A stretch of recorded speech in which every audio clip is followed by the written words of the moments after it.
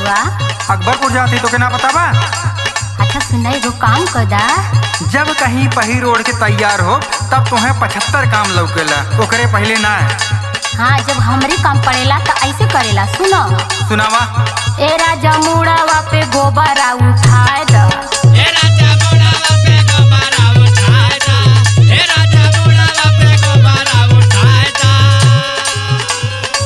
चला तू संगे संगे ऊपरी पथाए दा।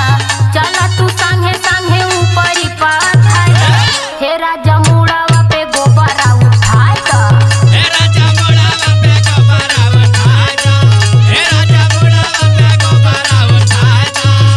तोहके हम का बताई, खाली तू हमके दिन भर रहवावा और कुछ ना। अच्छा, अपन काम करे में कौन दिक्कत बा हो? नहीं तो ये आदत हमें तोहार सही ना लागत। हमार बात सुना। सुनावा। काहे ना लागे रानी तोहरा के लाज हो?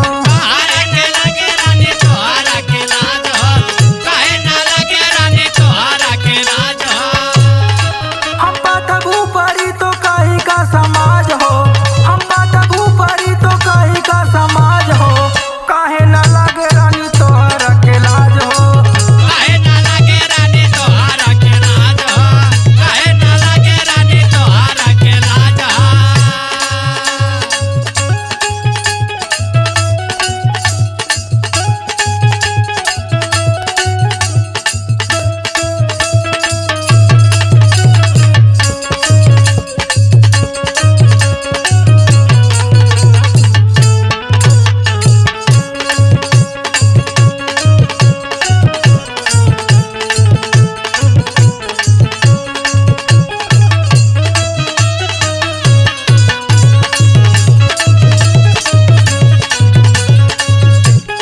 अच्छा ये बतावा, कौन हमार कॉल करेला हो?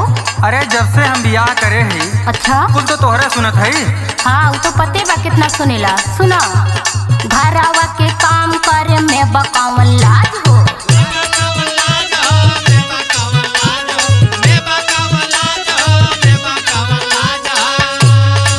और सुनो, जालिम जमाना से बकावन यतराज हो।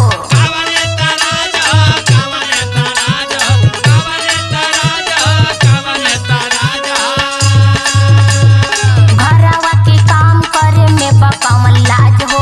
जालिम जमाना से बकावन यतराज हो। हम सानी आटा तू रोटियां बेलादा। हम सानी आटा राजा रोटियां बेलादा। हे राजा मुड़ावा पे गोबरा उठादा।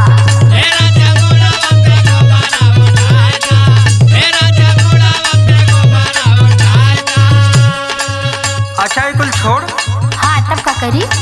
या तो हमसे पैसों कमाओ अच्छा, या तो दिन भर गोबर उठवाओ। ओहो, दोनों में से के चुन ले। और हमार बात सुन। अच्छा सुनावा। पैसा कमाई की उठाई हम गोबर।